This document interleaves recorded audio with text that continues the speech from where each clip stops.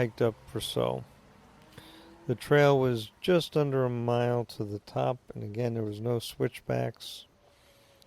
At the top, there were great views of the mountain that we had previously hiked, Averill. There was great views of Canada, Vermont mountains. It was beautiful.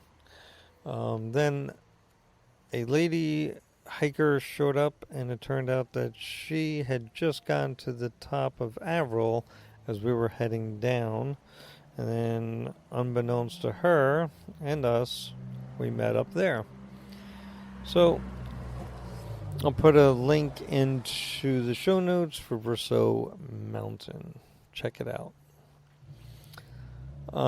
From there, we headed over to Jed's Maple Store. Our Boondocker Welcome host suggested this place, and they were spot on. This place has so many different maple-infused food items. We ended up having a really nice conversation with the owner,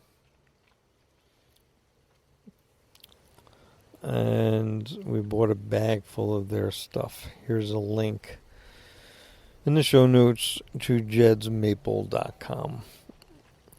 That evening, our host suggested that we eat over at the East Side restaurant, which we did.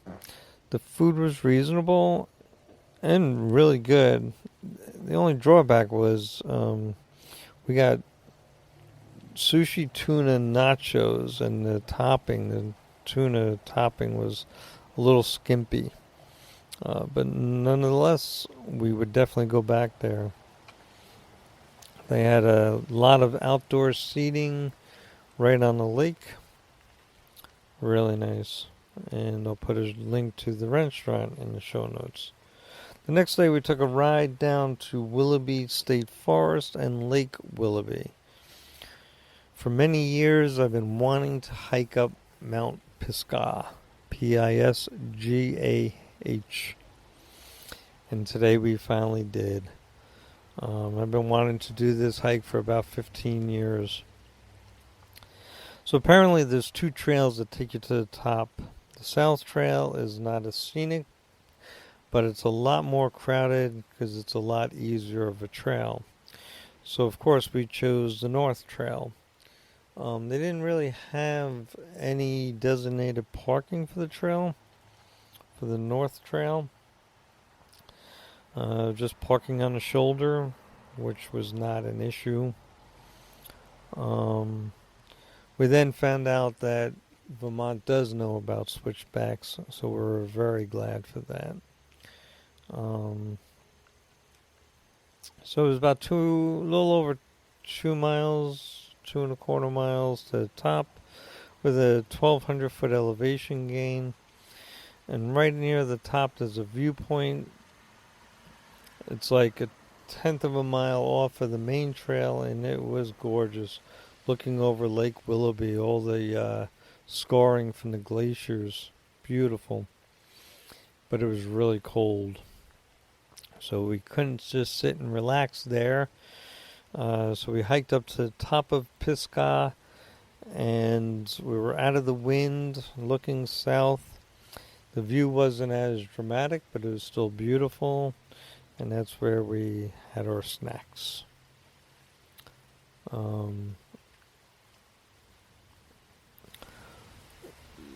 Looking around that area, we found there's really a lot of hiking trails in Willoughby State Forest. So, next time we're back up there, we will be doing more hiking in the Northeast Kingdom of Vermont. And I'll put a link to the pictures from Mount Pisgah in the show notes. So this area of Vermont doesn't get a lot of tourism. And apparently in the winter, snowmobiles really take over up there.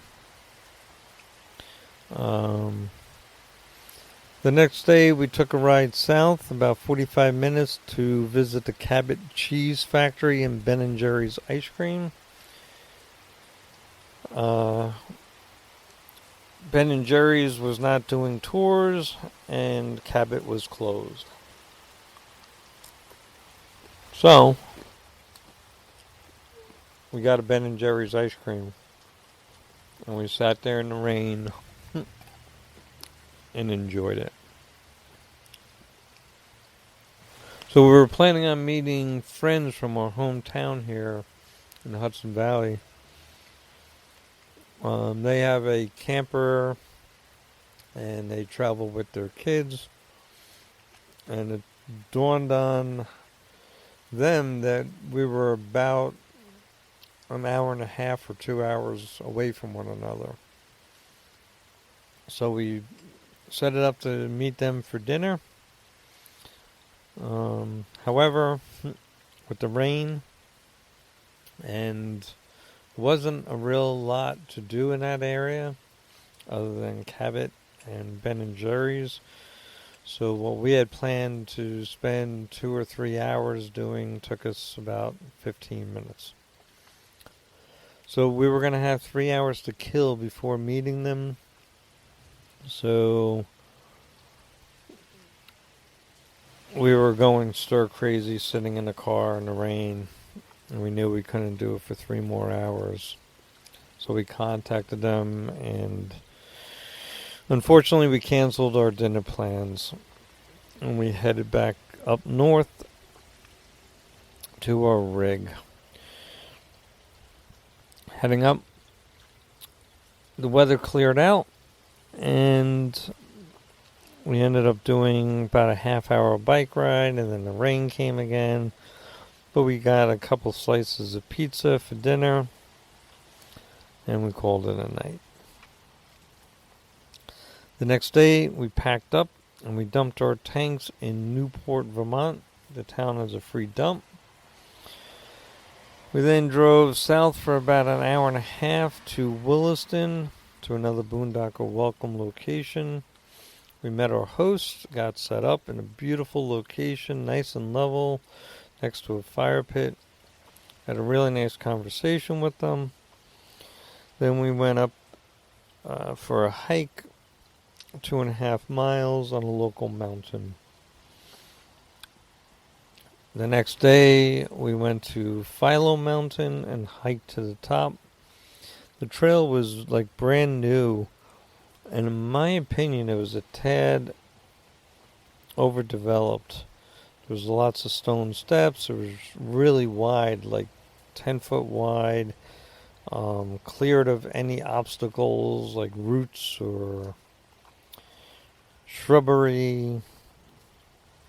So a little bit too pristine, I guess, to call it a hiking trail for us. But we went to the top, and there are great views up top of Lake Champlain. Lots of picnic tables up there, park benches, very well developed. On the way down off of the mountain, I was looking at the map, and there's a Devil's Seat Trail, and according to the map, it looked like it was a little less developed trail, so we did that. That was a hike. It was beautiful, right near rock formations. Really cool. Again, pictures in the show notes. Well, links to them. We then left there. We went to Charlotte Village Winery. We bought a bottle of wine. Had a really nice long conversation with the sommelier. From there, we visited Shelburne Farm. This place is an interesting place. We had it saved on our Google Maps. We went up to where we thought they were selling tickets. It was just an information table. And they really gave no history of the farm. Just a map and a couple of things that you could walk to go see. So while we're walking to see these things, I Googled this farm, and it turns out it was owned by the Vanderbilts, and it was designed by Frederick Law Olmsted, who helped design New York City's Central Park, and also a small cemetery. I'm not really sure why, but he designed a small cemetery here in our town in New York. So the barn is unbelievable. Just imagine a Vanderbilt barn designed by Frederick Law Olmsted. It was worth going there. So on Google Maps, when we visit a place, if we fall in love with it, we put a heart so we know we want to go back. And other times, if not so much, we just put a little, I think it's a blue square or something that Google Maps has available, and we mark it as visited. So we marked this farm as visited. But we're glad we did it the once. From there, we went over to the Church Street Marketplace. Our host had told us about this place. There's a couple of blocks of stores they closed the road down to traffic, so you can wander at leisure. A lot of outdoor dining. I don't know how much was there pre-COVID, but at this time, just about every restaurant had outdoor dining. The stores were mainly high-end shops. But we walked around. We found, I have no idea how to pronounce this, a French place. So if you speak French, let me know how you pronounce this. Leunig apostrophe S Bistro. Lenig? Not sure. It was pricey. Cost us about $80 for dinner, and for us, that's like really pricey. We consider average to be between 30 and 40. But I'll tell you what, this place was worth every penny of it. Just as we were ordering, it started pouring. They moved us underneath an awning, which was great, so we were still outside. After dinner, I went and picked up the Jeep, or got to the Jeep. I drove back to pick Trish up so she didn't have to walk in the pouring rain. So we got back to the rig, and we noticed we had water coming in two of our frameless windows. I went up on the roof, and I saw on the slide out, this is the driver's side of our rig, 2017 29.4. This is the front slide, the kitchen slide. And so I went up on the roof, and I saw that one of the seals for the slide was sticking out the side of the slide. So I looked, and you could see where water had tracked across the top of this seal.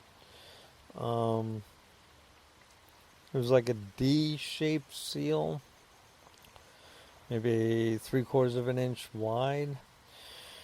And it looked like there was water coming in on top of the slide.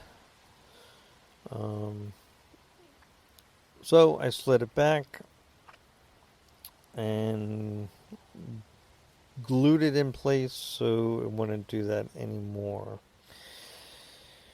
The next day, we went over to Mud Pond Country Park.